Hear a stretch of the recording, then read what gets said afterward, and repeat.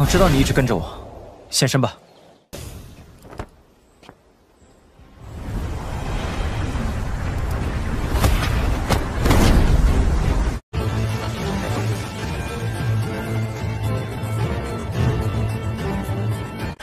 把你琴拿回去，想必定能让店主大喜。恐怕比雾法都强。不过，至少老师还活着，只要还活着。外面的祖符已被人取走，不过就算如此，那人也永远无法炼化。只要还活着，那么便一切都有机会。把你琴拿回去，想必定能让店主大喜。Xiao Yan pun hanya tersenyum dingin kemudian berkata karena mereka telah ke sini maka Xiao Yan akan segera mengambil nyawa mereka. Baik Hong Tianxiao maupun Cheng Yun seketika terkejut mendengar perkataan yang benar-benar sangat sombong. Xiao Yan berkata, "Lu punya api surgawi maka lu punya kuasa." Di sini Cheng Yun dan Hong Tianxiao mereka berdua sangat murka dengan perkataan Xiao Yan. Cheng Yun berkata kepada Hong Tianxiao bahwa dia bisa melawan boneka iblis Xiao Yan. Sedang dirinya akan menangkapnya Xiao Yan dengan beberapa ahli. Hong Tianxiao berkata, "Baiklah." Cerita berpindah kepada Xiao Yan, dia langsung mengeluarkan boneka iblisnya. Segera melambaikan tangannya ke arah Hong Tianxiao dan memerintahkan manusia silver untuk membunuhnya. Seketika boneka iblis segera melesat ke arah Hong Tianxiao yang tiba-tiba berubah menjadi pucat. Hong Tianxiao seketika tertawa dingin kemudian berkata bahwa ia benar-benar ingin mengetahui seberapa hebat kekuatan dari boneka silver tersebut. Akhirnya mereka pun segera melakukan kontak dan berpindah ke sisi lain. Hong Tianxiao segera mengeluarkan pedang besarnya yang dilesatkan ke arah boneka iblis yang segera menghantam tubuh si boneka. Membuat Hong Tianxiao seketika terkejut. Ia benar-benar tak menduga bahwa tubuh dari si boneka sangatlah keras. Pertempuran pun segera berlanjut sementara di sisi lain Cheng Yun segera menatap tajam ke arah Xiao Yan. Chen Yun segera berkata karena Xiao Yan telah mematahkan jarinya maka ia akan mematahkan seluruh tulang yang ada di tubuh Xiao Yan. Menanggapi hal itu tersenyum tipis sebelum akhirnya kaki Xiao Yan menginjak tanah dan tubuhnya segera bangkit. Xiao Yan segera bergumam dan meminta tolong kepada Tian Hua Junji untuk meminjamkan kekuatannya sementara waktu. Sesaat kemudian cincin putih salju di jari Xiao Yan pun bergetar dengan lembut. Segera kekuatan spiritual yang sangat agung dan luas bergerak di sepanjang lengan membuat energi liar melonjak ke segala arah. Dengan menuangkan kekuatan spiritual yang sangat besar ke dalam tubuh Xiao Yan, ruang di sekitarnya pun seketika perlahan terdistorsi. 托你的福，让我遇见了老师。 Aura mengerikan yang sangat besar segera terasa oleh semua orang hingga akhirnya mereka pun terkejut. Para ahli dari klan Hong bahkan hingga ke Hong Tianxiao seketika ternganga setelah merasakan energi liar yang mengerikan dari Xiao Yan.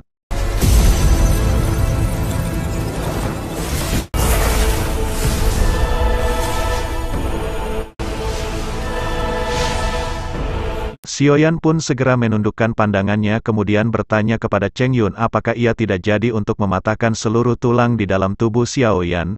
Mendengar pertanyaan terkejut Cheng Yun pun masih belum pulih dari keterkejutan dan bertanya-tanya mengapa tiba-tiba bocah tersebut menjadi begitu kuat melihat aura yang ia keluarkan. Kemungkinan ia memiliki kekuatan bintang 7 atau bahkan bintang 8 dojong. Cheng Yun bertanya-tanya apakah kekuatan itu nyata atau hanya tipuan agar mereka takut dan berlari pergi. Cheng Yun pun berpikir jika Xiao Yan menggunakan teknik untuk meningkatkan kekuatan tidak mungkin kekuatannya akan melesat sejauh itu. Saat ini ia benar-benar merasakan kebodohan dan kebingungan tentang apa yang ia hadapi di depannya. Akhirnya Chen Yun pun segera pulih kemudian berkata bahwa ia akan melihat apakah kekuatan Xiao Yan ini nyata atau hanya tipuan. Kilatan dingin segera melintas di mata Cheng Yun kemudian ia pun segera mengepalkan tinjunya dan melesat ke arah Xiao Yan.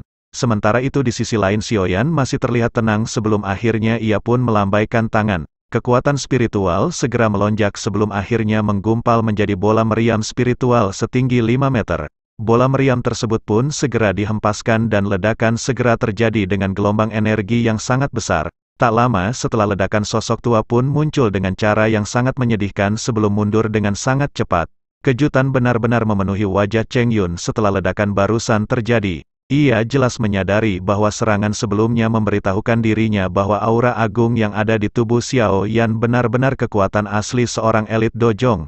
Cheng Yun dapat merasakan bahwa kekuatan Xiao Yan berasal dari kekuatan spiritual yang bahkan alkemis di tingkat 7 saja akan mengalami kesulitan untuk memiliki kekuatan seperti itu. Cheng Yun bertanya-tanya latar belakang apakah yang dimiliki oleh bocah Xiao Yan itu. Merasa tidak akan menang melawan Xiao Yan. Akhirnya Cheng Yun pun memerintahkan semua orang untuk segera mundur dan melawan Xiao Yan di lain waktu. Cheng Yun pun segera membalikkan tubuhnya kemudian menggunakan seluruh kekuatannya untuk mengaktifkan gerakan 3000 kilat dan segera menjadi bayangan. Tubuhnya pun segera melesat melarikan diri keluar hutan membuat Hong Tianxiao seketika kebingungan. Hong Tianxiao pun bertanya-tanya apakah yang telah dilakukan oleh Xiao Yan. Ia jelas merasakan kekuatan agung yang sangat besar hingga menembus langit membuat ia juga terkejut. Akhirnya Hong Tianxiao segera membentuk perisai pedang merah untuk menahan pergerakan boneka iblis Xiao Yan dan dirinya segera kabur. Menyadari hal itu Xiao Yan pun segera tertawa dingin kemudian bertanya apakah mereka ingin kabur. Xiao Yan jelas menyadari bahwa kekuatan yang ia miliki saat ini memiliki keterbatasan dan oleh karena itu Xiao Yan tidak ingin berakhir dengan tidak mendapatkan apa-apa. Dengan segera Xiao Yan pun melambaikan tangannya ke arah Cheng Yun yang melarikan diri dan seketika ruang gelap 1000 meter pun, terbentuk kekuatan spiritual yang muncul dari ruang spasial segera menghantam Cheng Yun hingga akhirnya mundur. Namun sebelum ia dapat menstabilkan diri tiba-tiba sosok hitam telah berada di belakangnya tinju yang dilapisi dengan kekuatan spiritual segera menghantam tubuh Cheng Yun hingga akhirnya ia pun terpental. Seteguk darah seketika keluar bersamaan dengan tubuh Cheng Yun yang menghantam tanah dan terseret menyapu hutan. Cheng Yun benar-benar menggunakan semua kekuatannya untuk mulai menstabilkan tubuhnya setelah terkena serangan keras dari Xiao Yan. Pukulan keras dari Xiao Yan saat ini benar-benar membuat Cheng Yun jatuh dalam keadaan terluka parah. Cheng Yun segera berpikir jika hal ini terus berlanjut maka ia akan benar-benar mati di tangan Xiao Yan. Ia pun segera mengeluarkan kekuatan yang tersisa untuk kembali melarikan diri.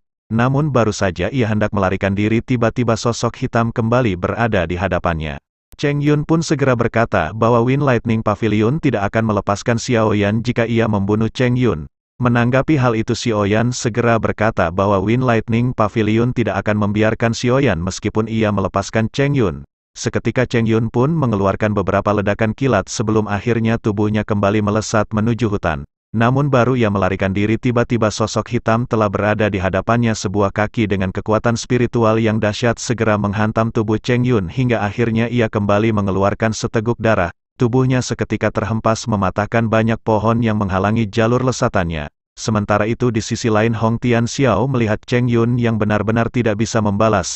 Tak lama seorang ahli yang telah diundang oleh klan Hong bertanya apakah mereka harus turun untuk membantu. Hong Tianxiao segera berkata bahwa mereka tidak perlu repot-repot untuk membantu mengingat kekuatan bocah tersebut sangat luar biasa.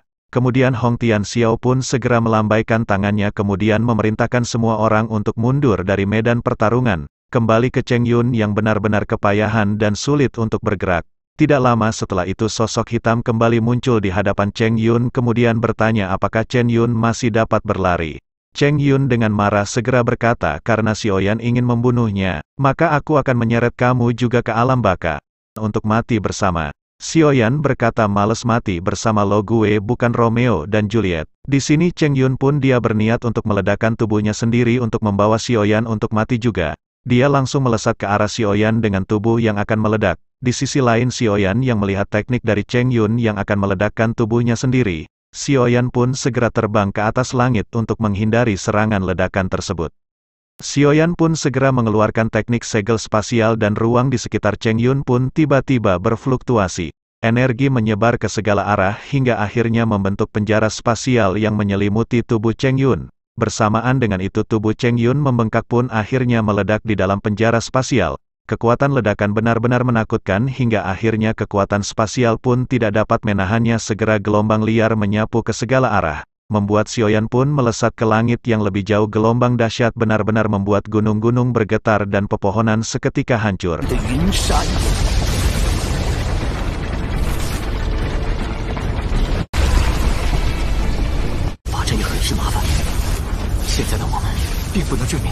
Sementara itu di sisi lain Hong Tianxiao yang telah melarikan diri dari pegunungan juga merasakan badai energi yang menakutkan. Ia segera berkata tunggu, tak terduga bahwa Cheng Yun benar-benar akan menghancurkan dirinya sendiri.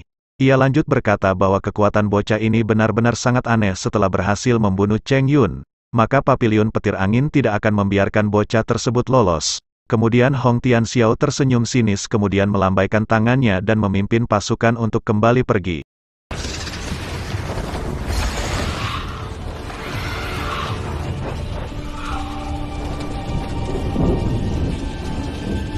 Cerita berlanjut dengan badai yang diciptakan oleh tindakan bunuh diri dari Cheng Yun.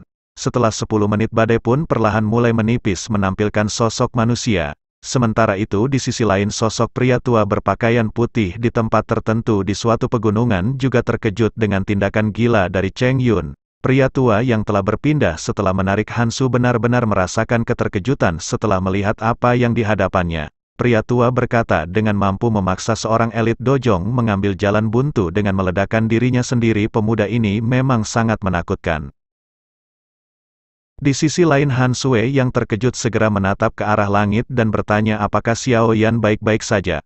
Pria tua berkata mengingat kekuatan spasial yang telah membungkus energi liar maka dapat dipastikan Xiao Yan tidak akan terkena energi liar tersebut. Namun hal yang dapat dipastikan karena Xiao Yan telah membunuh Chen Yun kemungkinan ia akan benar-benar menjadi musuh dari Wind Lightning Pavilion. Hong Tianxiao pasti akan mengumumkan berita itu kepada semua orang ketika ia kembali. Mengingat gaya dari Pavilion Petir Angin mereka pasti akan mengirim ahli untuk segera membunuh Xiao Yan. Mendengar hal tersebut Han Sui pun seketika gemetar karena menyadari bahaya apa yang akan dihadapi oleh Xiao Yan. Melihat Han Sui yang sedikit khawatir pria tua segera berkata untuk tidak perlu khawatir mengingat bocah tersebut bukanlah bocah yang biasa. Xiao Yan dapat membunuh seorang elit dojong dengan sangat tegas dan ia memiliki karakter yang tidak lemah. Terlebih dengan luasnya dataran tengah maka Xiao Yan dapat bersembunyi dimanapun dan tak akan mudah untuk ditemukan. Han Sui pun mengangguk kemudian mengelola nafas kemudian mereka kembali melirik ke arah Xiao Yan berada. Sementara itu di sisi lain Xiao Yan yang berada di langit segera turun setelah badai benar-benar mereda. Ia mendarat dengan lembut dan langkah kakinya perlahan berjalan ke tempat di mana Cheng Yun telah menghancurkan dirinya sendiri. Sebuah lubang besar yang berukuran beberapa ratus meter telah muncul di tempat tersebut. Kegelapan hitam sedemikian rupa sehingga orang tidak bisa melihat bagian bawah secara sekilas. Tatapan Xiao Yan segera menyapu lubang di bawahnya namun ia tiba-tiba berbalik ke arah satu pohon yang bergerak. Xiao Yan pun segera menghampiri pohon tersebut kemudian tangannya perlahan mengusap pohon yang layu. Xiao Yan dia menyadari bahwa jiwa Cheng Yun dia bersembunyi di sini. Xiao Yan mengepalkan tangan, kemudian menghancurkan pohon itu. Namun baru saja roh tersebut hendak melarikan diri tiba-tiba ruang di sekitarnya pun memadat. Xiao Yan segera berkata bahwa ketua Chen Yun benar-benar licik, membiarkan tubuhnya meledak, sementara seutas jiwanya melarikan diri. Menanggapi hal itu Cheng Yun segera berteriak meminta Xiao Yan untuk tidak membunuhnya. Mereka bisa duduk dan berbicara dengan benar untuk membahas permasalahan tersebut. Terlebih bukan Xiao Yan tidak ingin menyinggung Pavilion Petir Angin dengan cara tersebut. Kali ini Cheng Yun benar-benar terlihat tulus memohon kepada Xiao Yan. Karena jika rohnya mati maka ia benar-benar tamat. Xiao Yan segera berkata bahwa ia juga tidak ingin mencapai ke tahap ini namun semua ini terjadi karena perlakuan dari Cheng Yun. Xiao Yan pun segera mengulurkan tangannya dan segera meraih jiwa dari Cheng Yun. Menanggapi hal itu Cheng Yun pun segera berteriak bahwa Pavilion Petir Angin tidak akan membiarkan Xiao Yan pergi. Cheng Yun jelas merasakan niat membunuh yang sangat besar dikeluarkan dari Xiao Yan. Ketika ia menggenggam jiwanya, tak lama ledakan pun terjadi dengan Xiao Yan yang tanpa ekspresi. Xiao Yan mengencangkan tangannya hingga akhirnya ledakan pun terjadi membuat jiwa dari Cheng Yun perlahan berubah menjadi serpihan sebelum akhirnya menghilang. Sementara itu di sisi lain pria berjubah putih segera berkata bahwa Xiao Yan berhati-hati dan tidak meninggalkan ruang bagi musuhnya untuk melarikan diri. Di sebelahnya Han Sui berdiri dengan ragu dan kebingungan karena matanya karena ia tidak bisa melihat adegan di mana Xiao Yan menghancurkan jiwa Cheng Yun. Namun ia merasakan kakek buyutnya yang memiliki harapan yang mustahil tampaknya memberikan penilaian yang sangat tinggi pada Xiao Yan. Baru saja perkataan tersebut dilontarkan, tiba-tiba sosok Xiao Yan yang telah berada di hadapan mereka.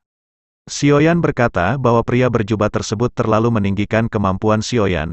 Ia bertindak seperti ini hanya karena tidak ingin mendapatkan permasalahan di masa depan. Mendengar suara dan melihat sosok Xiaoyan, Hansu pun seketika merasa sangat gembira dan bertanya bagaimanakah keadaan Xiaoyan. Tak lama pria tua pun segera bergeser setengah langkah untuk menghalangi Hansu bertemu dengan Xiaoyan.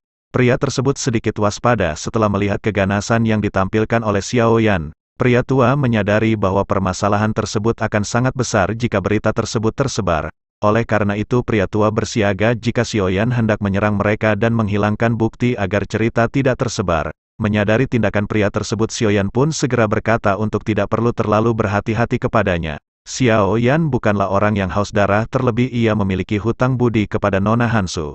Membalas kebaikan dengan balas dendam bukanlah sesuatu yang bisa ia lakukan. Setelah itu Xiaoyan pun tersenyum membuat si pria sedikit malu dan menaklukkan tangannya, kemudian memperkenalkan diri bahwa ia bernama Han Pei. Menanggapi hal itu Xiaoyan pun segera menaklukkan tangannya sambil tersenyum ke arah Han Pei. Han Pei pun segera tersenyum dan berkata bahwa ia tidak layak untuk dipanggil seperti itu. Ia lanjut berkata bahwa mereka tidak akan mengatakan apapun tentang permasalahan hari ini. Namun kemungkinan besar Hong Tianxiao akan mengumumkannya kepada publik dan pada saat itu Xiaoyan harus berhati-hati dengan pavilion petir angin. Mendengar hal itu Xiaoyan pun segera berterima kasih karena telah diperingatkan oleh Tuan Han Pei. Han Pei segera menaklukkan tangannya kemudian mengajak Hansu untuk segera pergi. Sebelum pergi Hansue pun berkata kepada Xiaoyan agar selalu berhati-hati terhadap orang-orang dari Wind Pavilion. Xiaoyan pun tersenyum kemudian mereka pun segera pergi dan menghilang dari pandangan Xiaoyan. Kemudian Xiaoyan berbalik dan berpikir bahwa sepertinya waktu untuk penggunaan Do Huang Pil adalah hal cocok sambil menghisap rokok Magnum. Singkat cerita sosok Xiaoyan telah berada di puncak gunung dengan mata yang terpejam. Sebelum akhirnya terbuka 2 jam sudah melakukan pemulihan. Tak lama suara bisikan pun kembali terdengar kemudian tertawa kemudian berkata bahwa kekuatan Xiaoyan terlalu lemah, beruntungnya tubuh Xiaoyan begitu tangguh dan jika tidak akan sangat sulit untuk menahan kekuatan spiritual barusan. Di puncak gunung yang berbeda terlihat sebuah pagoda yang menjulang ke langit. Tempat tersebut adalah tempat latihan suci dari Windline Norton Pavilion. Hanya orang-orang yang paling menonjol yang bisa mendapatkan kualifikasi untuk masuk dan berlatih. Di tingkat tinggi menara pelatihan petir utara adalah aula yang sangat luas. Pada saat ini sejumlah orang sedang duduk di dalamnya dan tak lama gelombang demi gelombang kekuatan menembus ruangan menyebabkan para penjaga yang berdiri di luar aula seketika gemetar ketakutan. Tak lama suara seseorang pun terdengar dan berkata bahwa tablet petir spiritual Ketu Cheng Yun telah rusak. Sebuah sosok dengan pakaian berwarna perak duduk di kursi pemimpin dan menatap ke arah bawahnya. Di sisi lain 3 lelaki tua dengan pakaian berbeda di aula segera bereaksi ketika kata-kata ini terdengar. Mereka jelas mengetahui tentang apa itu tablet petir spiritual. Benang jejak spiritual mereka disimpan di dalam sana. Dan ketika mereka tidak beruntung dan mati mereka tablet petir spiritual tersebut pun akan hancur. Oleh karena itu saat ini mereka jelas menyadari bahwa Cheng Yun benar-benar telah almarhum. Seorang pria tua berpakaian hitam segera berkata sungguh tak terduga ada seseorang yang berani menyerang anggota dari Wind Lightning Norton Pavilion mereka di wilayah utara Central Plains. Si pria lanjut berkata apa mungkin orang yang sangat berani tersebut berasal dari Pavilion 10.000 Pedang. Sosok yang duduk kursi pemimpin segera berkata bahwa untuk sementara ini mereka tidak mengetahui siapakah orang tersebut. Saat kepergiannya yang terakhir bukankah Cheng Yun sedang menemani Hong Chen ke kota Tianbei? Akhirnya sosok tersebut pun segera memerintahkan 3 tertua untuk menyelidiki apa yang terjadi. Ia memerintahkan para tetua untuk menangkap orang yang telah menyerang terlepas dari siapapun identitasnya. Bahkan jika ia adalah seorang dari Pavilion 10.000 Pedang. Tidak ada alasan bagi mereka untuk tidak menangkapnya. Menanggapi hal itu, ketiga lelaki tua pun segera berdiri kemudian memberi hormat. Setelah itu mereka pun berubah menjadi sosok cahaya dan bergegas pergi.